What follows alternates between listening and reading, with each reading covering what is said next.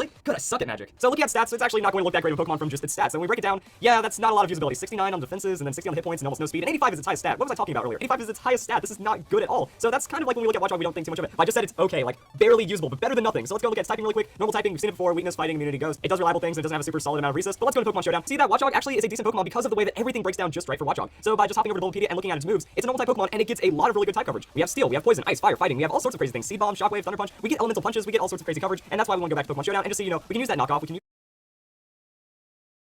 utilize the return for a little bit of damage. We can also put in whatever move right here. Fire Punch is going to help out with coverage against Pokemon like Ferrothorn and Scizor. And if we wanted to put Seed Bomb, that gives us damage against Rotom and other Pokemon like Swampert that are going to be 4 times weak. So if we find those specific weaknesses, we're going to do really well, which actually makes me think you don't even need return that much. We're just going for like very specific 1-hit KO or 2-hit KO situations against bulkier Pokemon. Return isn't going to do much for us, so we're just going to be this rainbow of coverage. Now, what I've been seeing for Watchog is people say, alright, you invest in speed, you maybe give it Adamant, you maybe give it Jolly, you give it Life Orb, and you hope for the best. But actually, I feel like that's the wrong take on Watchog because it does have the analytic ability. Analytic, this Pokemon's attacks have 30% more power if it is the last to move in a turn. Well, then we should kind of do it the other way around. We should just go with the Brave Nature and hope for the best. That by lowering our speed, maxing out our hit points, we're actually okay. Base 60 hit points, even fully invested, doesn't make a tanky Pokemon, but it means we're now a borderline two-shottable Pokemon. So all we have to do is take that hit, have our analytic proc, and then go for Choice Band. With Choice Band, it means we're going to get even more damage. So with that super effective and all those other things stacking up, we might be able to cheese out some KOs. And that's really all there is to Watchog. That with Muscle Band, there's not enough damage to actually secure KOs. You have to be Choice Banded, and you pretty much just can't die, but then you return a stronger hit, and then you get an easy revenge afterwards. But that's the thing. Watchog is not absolutely useless. It can actually convert a 1-for-1 trade pretty decently as a revenge. So I did a couple of damage calculations. Now, the interesting thing is, say if we have Adamant, Analytic, Choice Band, all these things, and we're going up against Mega Kangaskhan, we have great 1-hit KO potential, 93.8%. Say it's like 4 hit point EVs. That doesn't really change anything. We're going to get that damage, a super effective hit. Low kick is really good on Watchog when we have all this. Now, another interesting thing is return doesn't have a direct chance of KOing us. Now, this is with full defensive investment. With full hit point investment, it does change around a bit. So now it's always going to return KO us. But here's the thing. Like if we're running full bulk just as Kangaskhan, of course that doesn't make any sense. And of course it's going to be fairly specific. But however, that does somewhat give us options against other physical Pokemon as long as we're finding that super effective hit back. So let's just disregard all that and say Kangaskhan gets cocky. That it sees a Watchog there. So why not just throw up a Power Punch? That Power Punch with full hit point investment is going to get really close to one-shotting you. Yeah, that's how frail this Pokemon is. Mega Kangaskhan's Power Punch will almost knock you out. But if they don't anticipate your damage, you just one-shot them back. So it's kind of like playing off of a misplay or overconfidence. That Kangaskhan's looking for that opportunity to set up the Power Punches. So say if your Pokemon goes down to a direct return or sucker punch or some kind of combo like that, you just bring in Watchog, and if they don't go for the return, you're going to be able to KO them. And say if you have full defensive investment, there's a chance you survive. So while it isn't complete guaranteed high-level Pokemon competitive play, it still shows Watchog is good. And same with Heatran. And even on some bulky Heatran set. So an offensive or a full hit point no defensive invested Heatran like a special defensive, you're actually going to be able to KO it with a low kick because of Adamant, Analytic, Choice Band. And since you are on the same speed tier, that's why we need that Brave Nature. We need to make sure we're slower than them, and then the damage comes through, not enough to knock us out directly. Even something like a Fire Blast. Fire Blast is going to get close, and on offensive sets, it's going to be a lot closer depending on like what the Heatran is running. But if we survive, low kick's enough damage to KO because of that Analytic with Choice Band, and then same for some other things. Ferrothorn. We're in really good two-shot range for Ferrothorn. Ferrothorn doesn't one-shot us. Fire Punch is going to be better in this situation. I have Fire Punch and low kick. So it just kind of shows with the right high damage coverage. Now if we're running Ice Punch instead, Ice Punch is going to give us some really good things. So say we put Ice Punch because we don't need to return. We've already proved that we just need super effective hits. So we can take a Pokemon like Garchomp even. Garchomp, you Ice Punch it. It says 103 and 91 and something. That's without hit point investment. So we tack on 252 EVs, and now we survive a Draco Meteor from a Mixed Chomp, or say if we go like 252, we get close on surviving Earthquakes from a Life Orb Naive Nature. So that just kind of shows like what we're doing, and it shows why the defensive set. If we go like pure defensive, you know, it's just very, very specific things. But there are these weird cases where Watchog just does well with the right amount of coverage because of that analytic. So the analytic makes it completely not absolute trash with that Choice Band. You just kind of run it in, like you see the Pokemon, you're like, wait, I know this matchup. I survive its hit. If it goes for setup, that's going to be free KO. And if not, you know, I trade 1-for-1 at a pretty good chance. So Watchog, it can actually do a thing. Now, if we also want to look at Watchog from a Keen Eye standpoint, well, Keen Eye ignores accuracy lowering and evasion boosting, so that means we're going to be able to hit evasion boosting Pokemon all the time, and with moves like Super Fang, you can actually clean up evasion boosting Pokemon really well. Super Fang them down to half unless it's Chandelure or Drifblim or whatever other Pokemon's using Double Team or something. That's going to be half their health gone for free because of Keen Eye. They're wasting turns thinking they can out-minimize you, well, you're just getting free damage. After that, you have access to Confuse Ray. What I would personally do is use Lead with Confuse Ray. So you use Confuse Ray, say they still get off their evasion, whatever, well now they have a chance of hitting themselves, taking free damage, and if they're still trying to outboost over your Keen Eye, you use Knockoff, remove their item, and that's probably going to be a KO. We go full attack investment, we have like the hit points and stuff. I think Citrus Berry, just in case they like try to do something to do a little bit of damage to, you can overwhelm them just a bit. Or if you're also like, say you've removed their Pokemon, you force them to switch out, they understand that your Keen Eye isn't working, well, it's going to give you some decent opportunities, you know, free Confuse Ray on the opponent. If they hit you, Citrus Berry might heal you up just enough, then you use Knockoff Low Kick or whatever other moves you need right there, and that's going to bring together your coverage. So there we go, Watchog. Not a great Pokemon, not making any of those claims, but at the same time, if you want a good cheesy Pokemon, you want to say, ha, I have a Watchog on my team, and it just knocked out your Garchomp, or traded with your Kangaskhan, depending on how your opponent plays, or depending on whatever set you're running. You know, you can do some funny things with Watchog, and you can say, well, my Watchog scored a KO, it contributed to the battle, cool stuff. Or if you want to also just have some kind of evasion dodging, and you really like Watchog, you can do that as well. So if you guys enjoyed this video, Watchog, I hope you all have a nice day. Thank you for watching.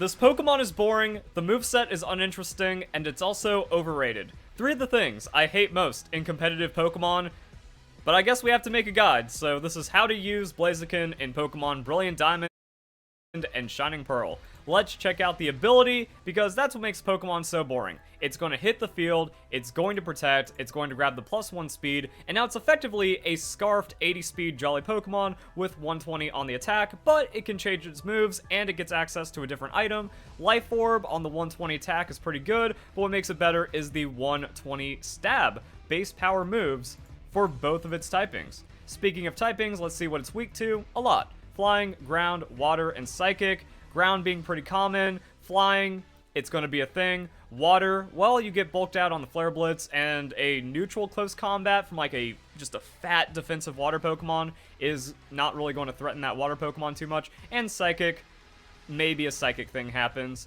Also, with the speed boost, it's going to be every turn, so it's going to be fast on that second turn. It might get the KO, and then it's just going to get faster and harder to catch from there. As for the other move option, I was going to say this is where things get interesting, because that's just how I talk about Pokemon, but there really isn't much interesting things here. Like, you look at the Earthquake and you go, ooh, Earthquake, that's just good on everything, and I really want to clap with the Blaziken.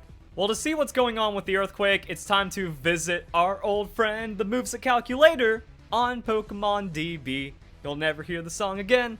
So yeah, it's been a while since I've done this. That's mostly because it's kind of gotten really weird as more generations and more Pokemon have been introduced. Like, Generation 8 was kind of slow to update, and then when there's like over 1,000 Pokemon because of all the forms and stuff, and new typings and ability interactions, it just doesn't hit like it used to. It used to be like, oh man guys, we bring out that Fighting Ghost and we have perfect coverage. Oh, well, Fighting Ghost still has perfect coverage. Now, Hisuian Zoroark is going to screw that up, and isn't it that out of all of the theoretical type combinations, that's the only thing that would disrupt a Fighting Ghost from being perfect coverage? I don't remember, but there's also just some fun where you play around with, like, Electric Ice, you know, the whole Bolt Beam thing, because Magnezone, Shedinja, Rotom, then newer on the Togedemaru and the Arctozolt, and you splash in some other things like, yeah, Bolt Beam, just solid like that. Well, we can look at the Blaziken, and we can see Firefighting, pretty solid, 66 on the not very effective, 515 for 64. But when you add in ground, and I guess we can still kind of adapt this to Gen 4 by just cutting it off at Gen 4 Pokemon, but when you add in the ground, it doesn't get rid of your problems, like Gyarados and Dragonite, and I haven't really seen too much Mantine, but you don't get to cover anything into the Mantine. Pelipper, Rain Dance Team, Salamence. So adding in the Earthquake, even though it sounds cool and it adds a decent amount of super effective hits, like wow, 160 almost, that's crazy, it doesn't stop the strong Dragon Dance Pokemon from obliterating you. Yeah, and it means that you don't really have an option against them because they're going to be resisting you, even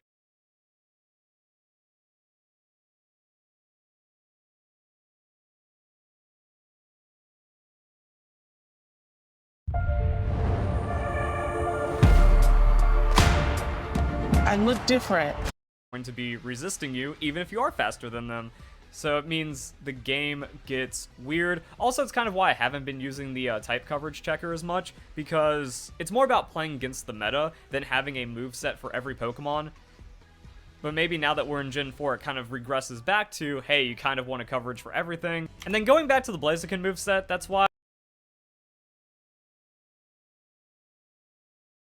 the Pokemon is very uninteresting, because there's no crazy competitive decisions, and in Generation 4 Brilliant Diamond Shining Pearl, it loses the Thunder Punch. So the Thunder Punch was kind of the something that it maybe had a little bit of, but overall you don't have a super effective answer. Like, there's no random Dragon Splash-In move for the Blaziken, no Electric either.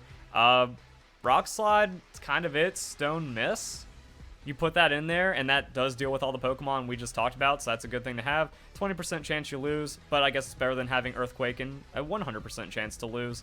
The Rock Slide damage, especially after an Intimidate threat or something, doesn't really seem to be there. So that's the Blaziken. I mean, even the colors are boring. We got brown, red. Yeah, it's not, like, there's nothing interesting here. You just speed boost protect, click the best move. Now, Kentucky Fried Blaziken does come in a few different flavors, so we can talk about those. This is kind of a moveset, but not really. It's mostly just the options that you can throw into another moveset. Like, if you want to go with this offensive moveset, you go Focus Sash, Swords Dance. It kind of gives you that Protect, where it's like, yeah, Protect is just so I don't die, and then I'm faster than everything. Here's where it looks like for that. You go Swords Dance, take a hit, potential Focus Sash, and then you have the +2, Close Combat and Stone Edge, which is going to offset, and then if you desperately need to use the Flare Blitz, that's going to work, but it will get you KO'd.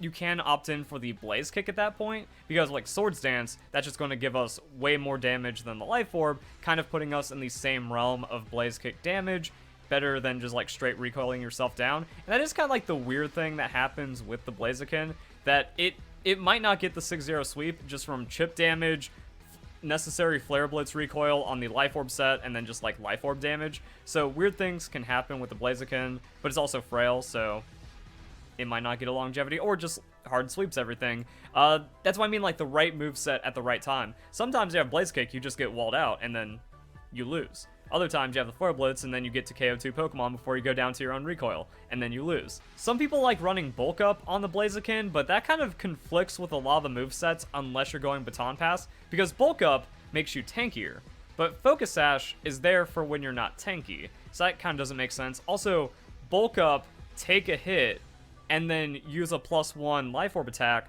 Well, it doesn't matter if you're tanky if the Life Orb is eventually going to take you down. So this is just kind of like a really reliable way of putting attack, defense, and speed into another Pokemon. And then you also just have Close Combat as an out, and potentially something else, maybe another coverage move, maybe the Substitute. Again, that makes less sense on the Focus Sash.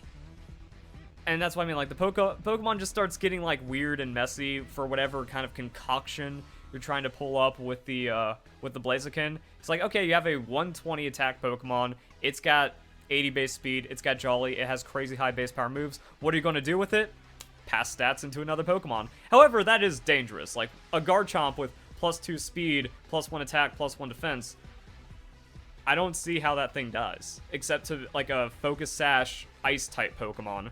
But even if you sub and break your own Sash, there could also be some, like, really weird interactions to where you outspeed a Pokemon, use Bulk Up, it hits you, but because of the Bulk Up, you survive with, like, a third, and that's a free sub, and maybe they go for some setup or they switch or something, and then if you can just Baton Pass any stats from Blaziken plus a Substitute, you're just winning the game. But also the Protect, it's going to be there for that safety. Also, Protect, something, Focus Sash, something, Protect, and now you're just passing off +3 speed into any Pokemon. At that point, it becomes very difficult to catch up, and that Pokemon is also going to have Bulk Up or potential Swords Dance. Or, by the way, now we're just a +2 Blaziken, so the Close Combat KOs anything that isn't a Ghost-type Pokemon.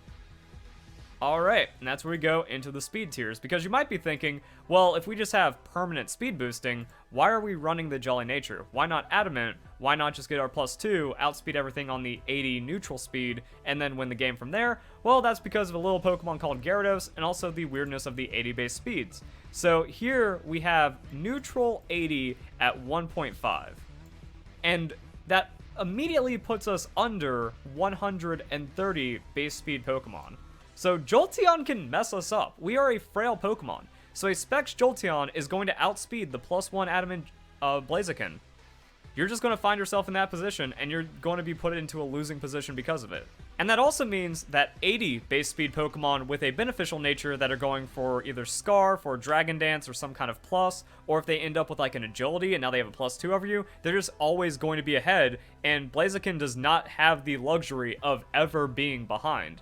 So that's a thing that's going on, and then, yeah, the speed tiers and stuff start getting messy. Let's go and look at what Blaziken doesn't KO, because it KOs most things. So if we come in with that Clefable, unaware, so it doesn't matter if you have Swords Dance. If you go for Swords Dance, Clefable switches in, this is what the numbers look like. So the Flare Blitz hurts. Clefable should not be getting 2-hit KO'd. However, all it has to do is just predict the damage, and there's no threat from Blaziken setting up, so the idea is, eat the Flare Blitz, immediately use Moonlight, and Blaziken takes 1/3 of its health from recoil, and it doesn't get to do that too many more times. So you can, like, really handle the Blaziken with purely defensive wall Pokemon. Here we have the Close Combat, which is the same damage as a Flare Blitz onto a Hippowdon, and that's going to be a 3-hit KO. So Hippowdon has some weird